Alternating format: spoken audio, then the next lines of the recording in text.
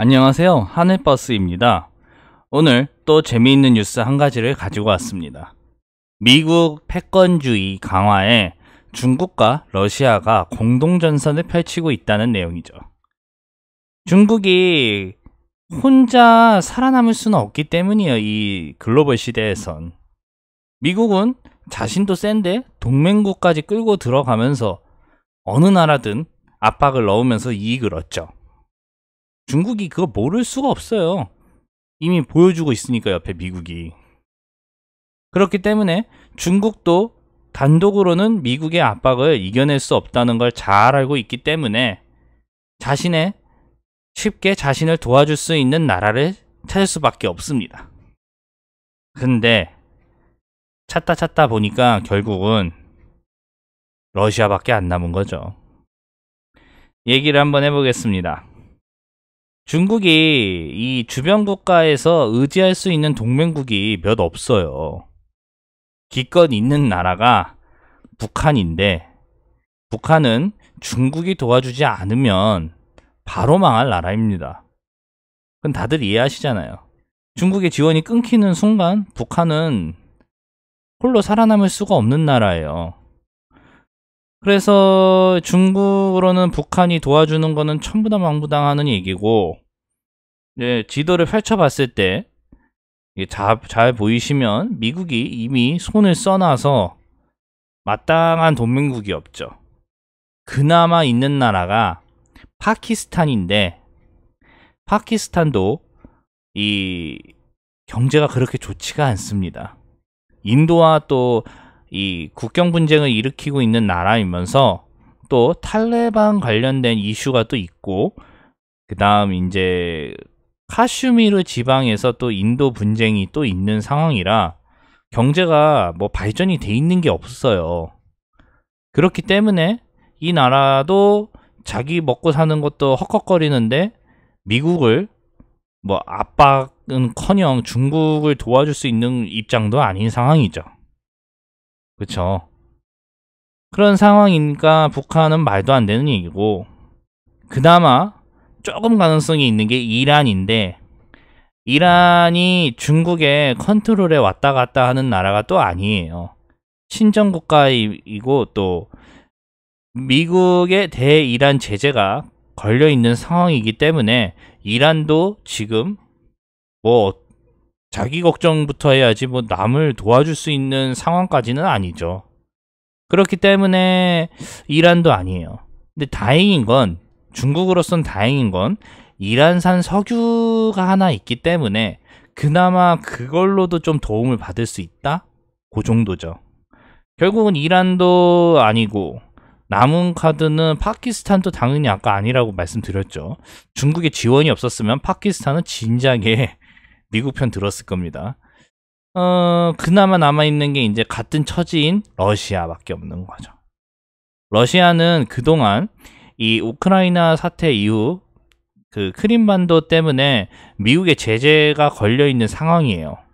다들 잊으셨을지도 모르겠는데 미국이 러시아 제재가 이미 발효된 상태로 경제 압박이 와 있는 상황이에요.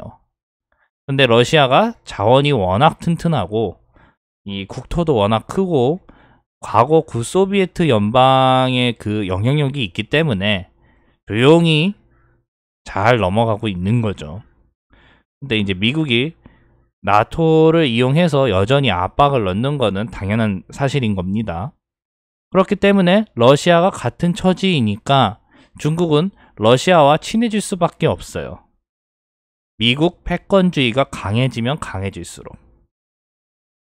참 애매하죠. 왜 이렇게 됐냐? 중국이 1920년대부터 해서 50년대 국공내전 일어나고, 그다음 이제 6.25 일어나고 문화대혁명 일어나고 이래서 미국이 중아시아까지 이 세력을 뻗칠 동안 중국은 자기 그 나라 단속하는 것도 바빴어요. 그렇기 때문에 중국이 덩샤오핑 이후 개방 경제를 열었을 땐 이미 중국 주변은 전부 다 미국의 시스템에 종속이 돼 있던 상황이었죠. 그나마 뭐 찾아서 좀 뭐 좀 하려고 하면 미국 시스템이 이미 깔려 있으니 어떻게 할 수가 없잖아요. 그러니 중국이 미국을 압박은커녕 뭐 동맹국 찾는 것도 헉헉거릴 수밖에 없던 게 사실이었습니다. 그쵸? 우리나라와 수교도 겨우 했으니까 처음에요. 참 중국으로서는 아쉬운 스토리죠. 그래서 어쨌든 러시아가 남아있어요. 러시아가 남아있는데 이 러시아도 그거를 너무 잘 알고 있어요. 왜? 중국이 겪었던 이 미 패권주의의 피해들을 러시아는 진작에 겪고 있었기 때문이죠. 구소비에트 연방 때부터. 그래서 뭐 이번에 또 70주기를 맞아가지고 중국과 러시아의 수교 70주기를 맞아서 또 정상회담이나 이런 국빈 방문이 추진되죠. 시진핑 중국 국가주석이 이 국빈 방문을 한 내용이에요.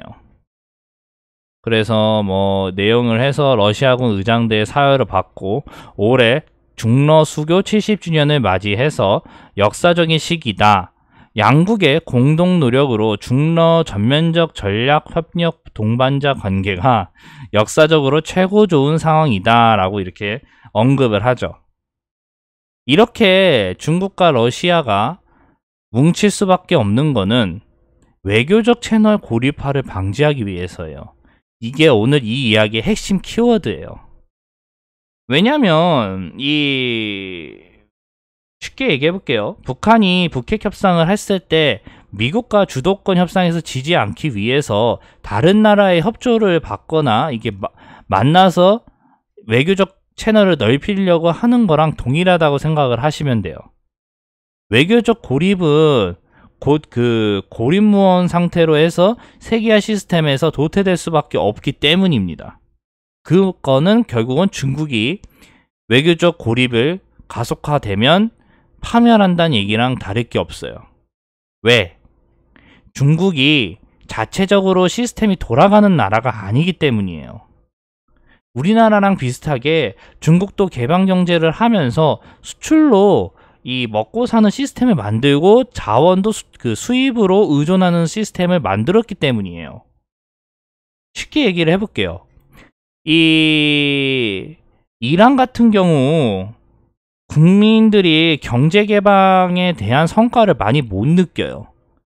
왜냐하면 경제 제재가 가해진 상태에서 몇십 년이 지나니까 다들 이거에 적응을 할 수밖에 없는 거죠. 그러니까 외부의 압력이 여기에서 더 들어오면 체제가 무너지는 것보단 더 단단해지는 겁니다. 거기에다가 이란은 신정국가니까. 중국도 과거에는 폐쇄적인 시스템으로 운영이 됐었는데 개방 경제를 하면서부터 취약해진 거죠, 이 부분이. 왜?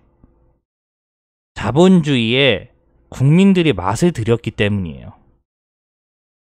쉽게 치킨 뜯어먹고 짜장면 시켜먹고 자동차 타고 그러고 소비를 하다가 문화생활을 하는 거잖아요. 영화도 보고. 갑자기 정부가 너무 바보 같은 짓을 해서 경제 제재를 당해가지고 옛날 삶, 자동차도 못 몰고 짜장면도 못 먹고 치킨도 못 먹고 영화도 못 보는 그런 삶으로 돌아가면 인민들이 가만히 있겠어요? 난리가 나요, 난리가. 아니 버스비 몇백 원 올랐다도 우리나라 난리 났는데 버스 타지 마세요. 이제 더 이상 못 탑니다. 석유 못 들어와서. 라고 하면 가만히 있겠냐니까요. 그날로 창칼 들고 청와대 앞에 가 있지. 그쵸? 그거랑 똑같아요. 그렇기 때문에 과거와 같이 폐쇄적인 수단을 중국도 더 이상 쓸 수가 없는 거예요. 개방경제를 했기 때문에. 그러니까 외교적인 고립이 또 더욱더 위험한 거죠.